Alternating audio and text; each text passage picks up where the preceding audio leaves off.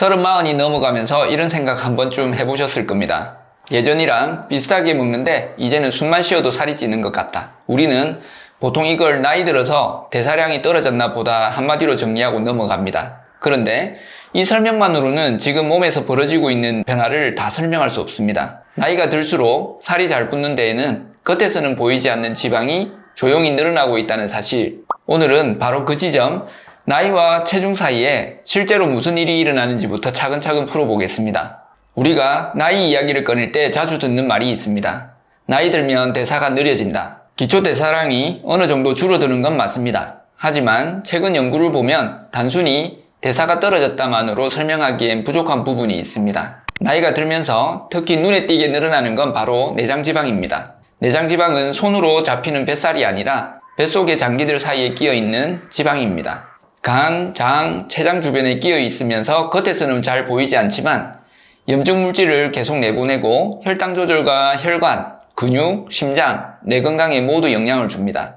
문제는 이 내장 지방이 나이를 먹을수록 더 잘 생긴다는 점입니다. 그리고 그 과정이 그냥 살이 좀 더 붙는 수준이 아니라 지방세포를 만들어내는 단계에서부터 달라집니다. 지방이 늘어나는 방식은 크게 두 가지가 있습니다. 하나는 이미 있던 지방세포가 점점 커지는 경우이고 다른 하나는 아예 새로운 지방세포가 만들어지는 경우입니다. 새로운 지방세포는 지방줄기세포, 즉 지방의 씨앗 같은 세포에서 만들어집니다. 젊을 때 이 세포들은 비교적 조용합니다. 필요 이상으로 과하게 지방세포를 만들지 않습니다. 그런데 동물 연구를 보면 나이가 어느 정도 지나 중년에 들어서는 시점부터 특히 내장 지방 쪽에서 이 줄기세포들이 눈에 띄게 활발해집니다. 몸 전체 지방량이 몇 배로 늘어나고 근육량은 줄어드는 시기에 내장 지방 안에서 새로운 지방세포가 확 늘어나는 것이 관찰됩니다. 재미있는 건 대부분의 줄기세포는 나이가 들수록 재생 능력이 떨어지는 편인데 내장 지방을 만드는 이 지방 줄기세포만은 예외적으로 오히려 자금량이 늘어나는 점입니다. 그리고 이런 변화는 동물에서만 보이는 현상으로 끝나지 않습니다. 사람의 지방 조직을 나이대별로 비교해보면 내장 지방 부위에서 특정 신호를 받는 지방세포들이 나이가 들수록 꾸준히 증가하는 양상이 관찰됩니다. 즉 인간에서도 내장 지방 쪽 지방 공장의 스위치가 나이가 들면서 조금씩 더 켜지는 경향이 있다는 거죠.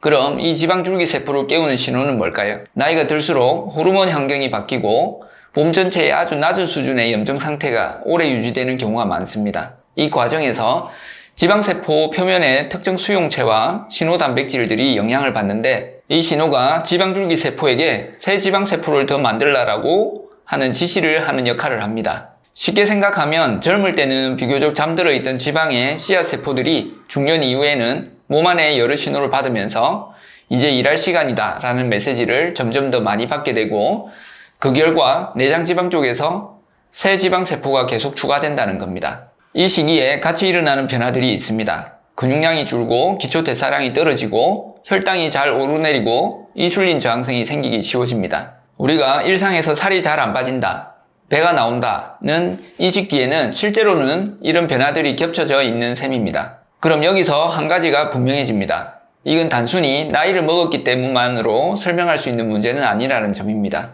나이가 든다는 건 하나의 배경이고 그 위에 호르몬, 염증, 근육, 식습관, 수면, 스트레스 같은 요소들이 더해지면서 내장지방 공장이 얼마나 세게 돌아갈지가 결정됩니다. 그래서 관점이 조금 바뀔 필요가 있습니다. 지금까지는 나이 들어서 어쩔 수 없지 혹은 내가 관리를 못해서 그렇지 정도로 생각하고 끝냈다면 이제는 내장지방이 더 잘 만들어지는 상태로 몸이 조금씩 바뀌고 있다면 이 진행을 늦추거나 멈추게 하는 방법은 무엇인가? 라는 질문을 던져야 합니다. 혈당을 덜 요동치게 만드는 식사, 근육량을 유지해주는 저항운동, 충분한 수면과 스트레스 조절은 겉으로 보면 늘 듣는 뻔한 이야기처럼 보이지만 실제로는 이런 것들이 호르몬 분비나 전신염증 그리고 지방줄기 세포에 전달되는 신호에 영향을 줄 수 있습니다. 여기에 더해 연구 단계에서 관심을 받고 있는 물질들도 있습니다. 캡사이신은 잘 아시다시피 고추, 고추장, 김치,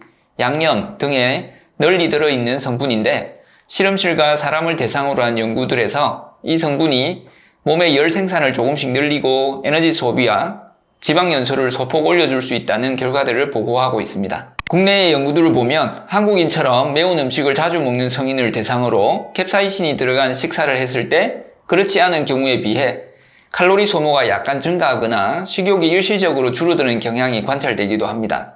다만 여기서 아주 중요한 점이 하나 있습니다. 이 효과는 어디까지나 소폭입니다. 그래서 캡사이신은 어디까지나 조금 더 유리한 방향으로 밀어줄 수 있는 보조수단 정도로 보는 게 좋습니다. 핵심은 여전히 식단, 운동, 수면, 스트레스 같은 생활 패턴입니다. 정리해보면 이렇습니다. 나이가 들수록 살이 잘 붙는 이유는 내장지방을 만드는 시스템이 조금 더 쉽게 작동하도록 몸 안 설정이 바뀌는 경향이 있기 때문입니다. 하지만 이건 나이 먹는 것처럼 완전히 정해진 운명이 아닙니다. 우리가 생활 습관과 환경을 어떻게 가져가느냐에 따라 그 기울기는 어느 정도 조정할 수 있습니다. 그래서 나이 들면 다 그렇지 에서 멈추기보다는 그렇다면 지금부터라도 어떤 선택을 조금씩 바꿔볼 수 있을까를 고민하는 게 앞으로의 체중 관리, 나이살 관리에 훨씬 도움이 됩니다. 영상 시청해 주셔서 감사합니다.